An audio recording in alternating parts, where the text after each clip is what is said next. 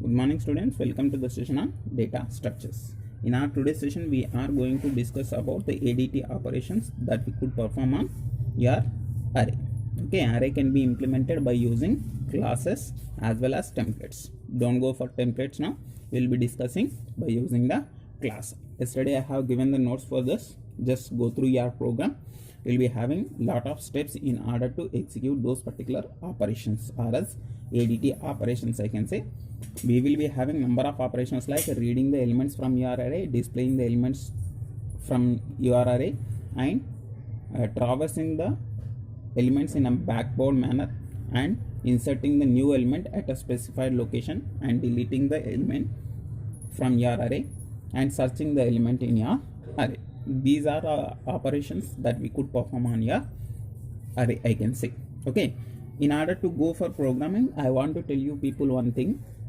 For others, they will be thinking that computer knows everything, but the programmers like you people should think that computer is a newborn baby that doesn't know anything. You should give the task and you should provide each and every instruction that has to be done by your computer. Okay, see, while I'm going for the programming, before going for the ADT operations, I need to do the rough work. Like, in order to implement my array, I need to have array. Okay, say suppose A is my array, then I need to declare one array. I need to have the maximum size that you could enter into array, and then in this maximum size it is not mandatory that you should enter all the elements, but you can give, if I am giving 10, you can give 5 elements, you can give 2 elements. In order to register that size, I am going with one more elements. See, these are my requirements I can say. These are the fundamental things that I need to have in order to go for arrays. Okay, in our today's session we won't discuss all the ADT operations. We are going to see the operations like reading the array and displaying the array, and remaining things we will be seeing in next lecture. Okay, now I'll go for the program. See, in order to go for array, I will be declaring a class called array. You need to give the function name or as the class name or as the variable name in the same way that you have declared it. Okay, see here I have given capital A and remaining things in small letters. You need to use those only while you are using the class name. Okay, and then see, in a private part I will be taking the variables like maximum size that I can give it to my array. I am taking integer array max size, and I need to have one way, I need to have one array 20. See, 20 elements that I could enter into my array, that will be the maximum size, but you need to specify that you can enter 20 elements into your array. It is not mandatory that always you should enter 20 elements. You can enter 2 elements, 5 elements, 10 elements. In order to register those size, I am going for size variable, and I am going for public, where I will be mentioning your ADT operations. Okay, see, I'll go with array function. When the class name is class name and your function name is same, then this will be called as constructor. No need of calling this function in a separate manner. Whenever you are giving any object for this particular class, automatically this particular function will be executed. That is the constructor. It is a special kind of function which will be executed automatically when you are giving object for your class. See, here I am executing this in order to assign the maximum size as 20 and size is 0. Okay, size is 0. This is my fundamental information that I need to have before going to the array. Now I'll go for the functions void read array. What I'm going to do, I'm going to read the elements from array. Okay, and then reading the elements means taking the elements into our array. Okay, and then void display. Why I'm going for void? Void is returning nothing. Okay, for that reason I am using void and void. Why? Because we are not going to return anything, just we are making use of the functions. That's the reason I'm using this. Okay, And you people will be having traversing, you people will be having inserting the element at the specified location and deleting the element at the specified location and searching the specified element. You people will be having remaining functions that we will discuss in our later session. For now we are going to discuss these two.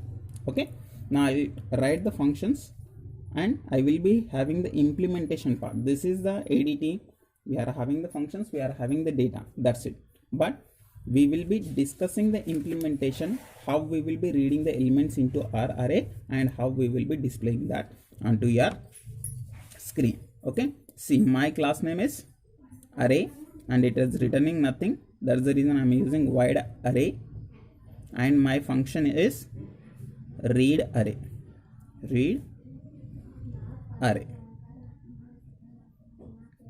So this is my function, and in this I will be declaring local variables like I and n.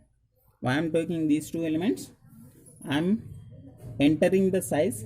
See here, in this previous one we have discussed the size. Now we are discussing that in the case of n.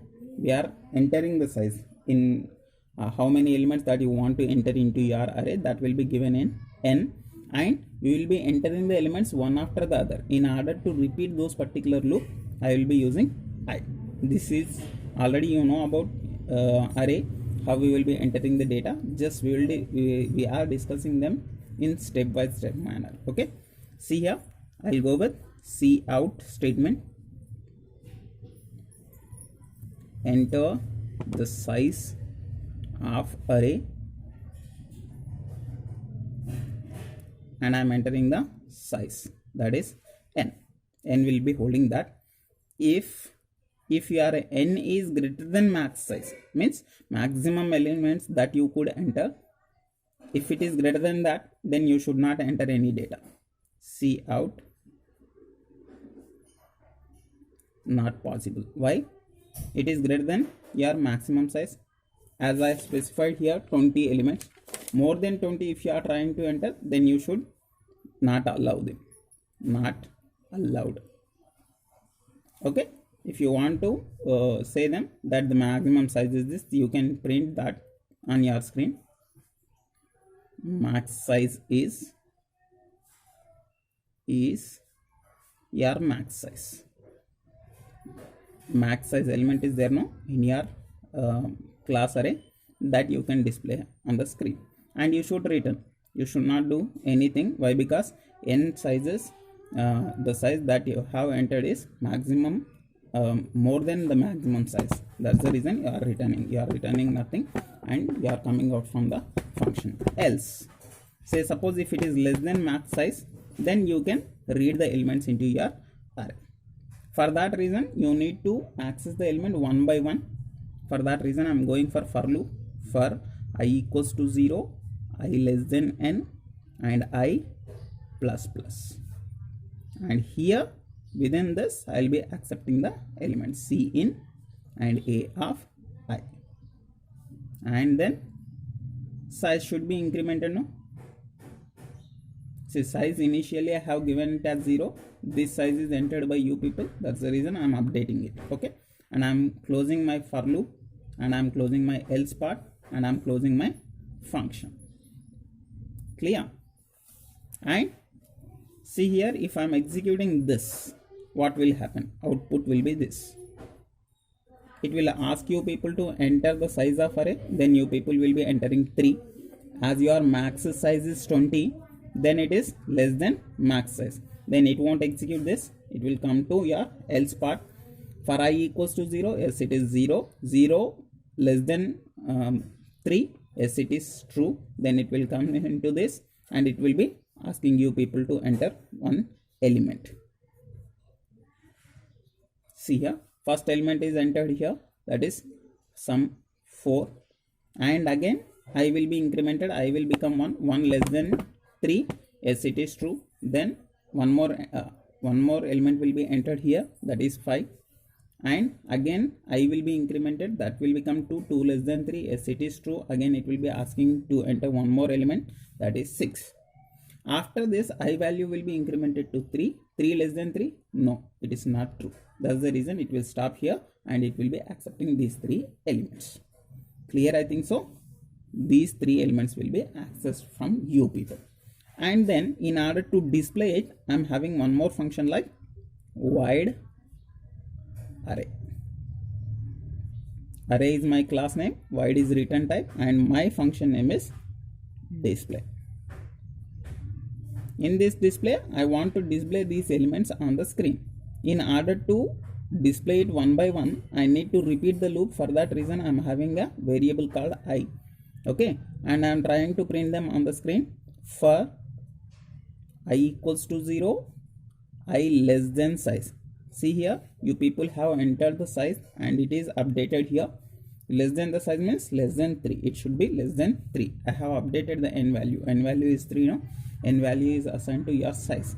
Size is given in your particular class array, so that this function can use that. Okay, and then I am updating the I value.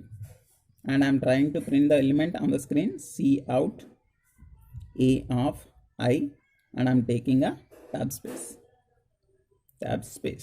Okay, and then cout and L. See here, within the for loop I am having only one statement. Okay, after completing this only, we will be coming to cout and we will be going for a new line. Okay, and if I am executing this one, what it will do is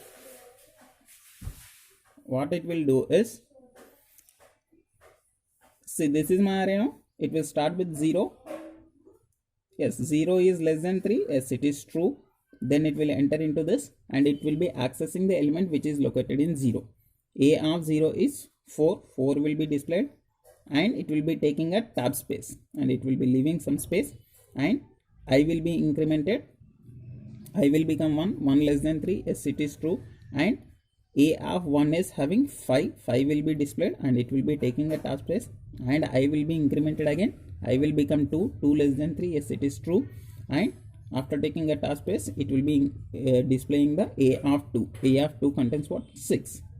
And then I value will be incremented. I value will become 3 now. 3 less than 3? No, it is not true. Then it will come out from this and it will be taking a new line. It will be stopping the program.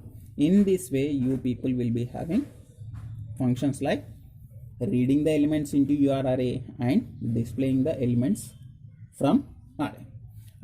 I hope so you understood this particular topic. If you are having any doubts, just let me know by your comments so that I can clarify you people, and we will go for the further ADT operations like traversing the elements in backward and inserting the element in a specified location and deleting the element from the specified location and searching the elements. Okay, one by one we will discuss them. Okay, just go through your program. You can write in your own manner in the examination, means description, how you people are reading the elements, how you people are displaying the data, and insertion and then deletion at a specified location, that I will be giving you the notes. Okay, thank you.